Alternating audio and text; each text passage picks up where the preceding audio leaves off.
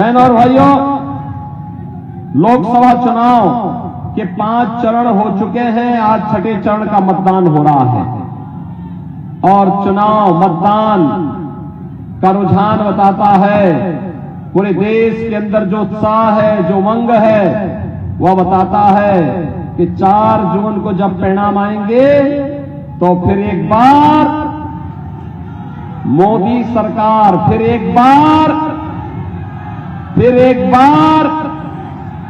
और अब की बार 400 पार। 400 पार की जब हम बात करते हैं तो समाजवादी पार्टी और कांग्रेस के गठबंधन को चक्कर आने लगता है, वे घबरा जाते हैं, चारों खाने चित्त हो जाते हैं। उनकी समझ ही में नहीं आता है कि 400 पार कैसे होगा, क्योंकि ये दोनों मिलकर के भी 400 सीटों पे चुनाव नहीं लड़ रहे हैं। बहन और भाइयों, जनता जनार्दन इसका जवाब भी देती है और उसका जवाब देती है कि जो राम को लाए हैं, क्यों बलिया भी इसके साथ में है ना।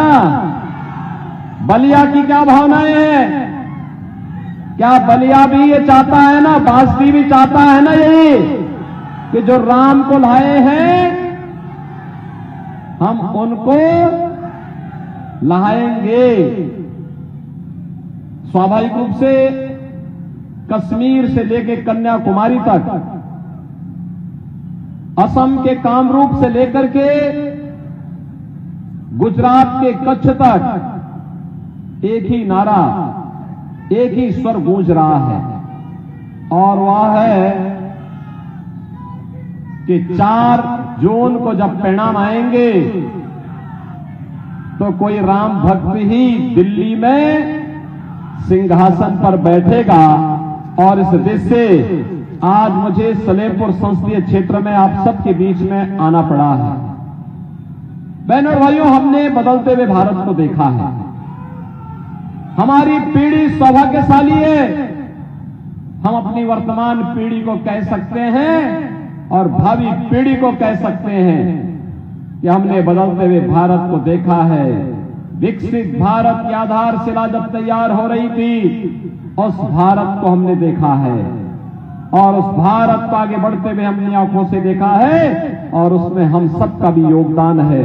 क्योंकि जो भी परिवर्तन आज हो रहा है, बहनों और भाइयों, इस परिवर्तन का नेतृत्व भले ही मोदी जी कर रहे हो, लेकिन श्रेय आपको जाता है, क्योंकि आपका वोट जब कमल चुनाव चिन्ह पे जाता है तो कमल चुनाव चिन्ह पर जब केंद्र में सरकार बनती है तो मोदी जी को और राज्य में सरकार बनती है तो वह ताकत मुझे मिलती है और दोनों मिलकर के फिर विकास की इस यात्रा को तेजी के साथ आगे बढ़ाने का कार्य करते हैं।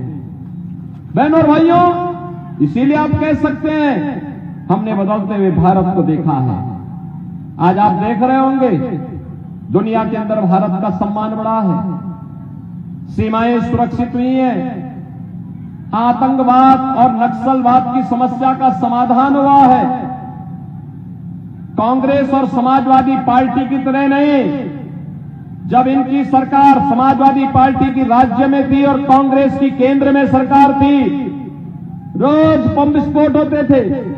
कभी अयोध्या में बम विस्फोट, कभी काशी में, कभी लखनऊ में, कभी दिल्ली में, कभी मुंबई में, कभी अहमदाबाद में। देश का कोई कोना नहीं छोटा था जहां विस्फोट न हुए हो। और जब हम तत्कालीन सरकार से कहते थे कि आतंकवाद से निपटो, वो कहते थे कैसे निपटे, आतंकवादी तो सीमा पार से हैं। बहनों और भाइयों, एक बहाना था।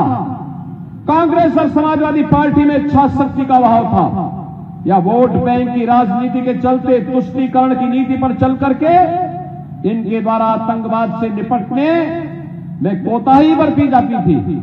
आज आपने देखा होगा 10 वर्ष में मोदी जी के नेतृत्व में आतंकवाद को पूरी तरह समाप्त किया गया है, नक्सलवाद का नेस्तनाबूद हुआ है और अब तो जोर से पटाखा फट जाए ना तो पाकिस्तान सफाई देता है कि साहब मेरा हाथ नहीं है, क्योंकि इसे मालूम है ये नया भारत है और नया भारत छेड़ता नहीं है, लेकिन अगर कोई छेड़ेगा तो उसको छोड़ता भी नहीं है। बहनों और भाइयों, इस नए भारत में विकास की जो यात्रा प्रारंभ की है वह अद्भुत है, दुनिया के लिए आश्चर्य करने वाला है। 2 लेन, 4 लेन, 6 लेन, 12 लेन के हाईवे बन रहे हैं, एक्सप्रेस हाईवे बन रहे हैं, एयरपोर्ट बन रहे हैं, एम्स बन रहे हैं, IIT, IIM, ट्रेन की नई नई सुविधाएं, कहीं वंदे भारत ट्रेन, कहीं अमृत भारत ट्रेन और कहीं पर नमो भारत ट्रेन के रूप में दुनिया की बेहतरीन मॉडल ट्रेन की आज भारत स्वयं ही अपने यहां उसका प्रोडक्शन भी करता है और जनता जनार्दन की यातायात के लिए उन्हें उपलब्ध करवाता है। हर घर नल के माध्यम से हर घर तक पाइप पेयजल की स्कीम और नल में शुद्ध पानी उपलब्ध करा करके लोगों को आरोग्यता की ओर अग्रसर किया जा रहा है। गरीबों के लिए भी ढेर सारी योजनाएं 10 वर्ष में आपने देखी होंगी। 80 करोड़ लोग देश के अंदर फ्री में राशन की सौगात प्राप्त कर रहे हैं। मैं कहना चाहता हूं उन लोगों से जो पाकिस्तान का राग अलापते हैं, अरे थोड़ा सोचो, एक भारत है मोदी जी के नेतृत्व में 80 करोड़ लोगों को फ्री में राशन दे रहा है और दूसरी तरफ पाकिस्तान है, कुल आबादी 23 करोड़ लोग भूख से बिलखते हुए दिखाई देते हैं। जो लोग पाकिस्तान का राग अलाप रहे हैं इनको जाना चाहिए पाकिस्तान में कोई इनको भीख भी नहीं देगा, भीख भी नहीं देगा पाकिस्तान में कोई। बहनों और भाइयों, 80 करोड़ लोग फ्री में राशन, 60 करोड़ लोगों को 5 लाख रुपए की प्रतिवर्ष आयुष्मान भारत की कार्ड की सुविधा। और मोदी जी ने कहा है कि 4 जून को जब फिर एक बार मोदी सरकार बनेगी तो 70 वर्ष से ऊपर के प्रत्येक बुजुर्ग को प्रतिवर्ष 5 लाख रुपए की स्वास्थ्य बीमा फ्री में उपलब्ध करवाएंगे। बहनों और भाइयों, 50 करोड़ लोगों के जनधन अकाउंट खोले गए। देश के अंदर 12 करोड़ किसानों को किसान सम्मान निधि का लाभ प्राप्त हो रहा है। 12 करोड़ गरीबों के घर में शौचालय बन गए हैं। 10 करोड़ गरीबों के लिए उज्ज्वला योजना का कनेक्शन। और उत्तर प्रदेश में तो हमने व्यवस्था की है कि होली और दीपावली के अवसर पर एक भरा हुआ सिलेंडर इन परिवारों को फ्री में उपलब्ध करवाने का काम करेंगे। बहनों और भाइयों, 4 करोड़ गरीबों के मकान बन गए।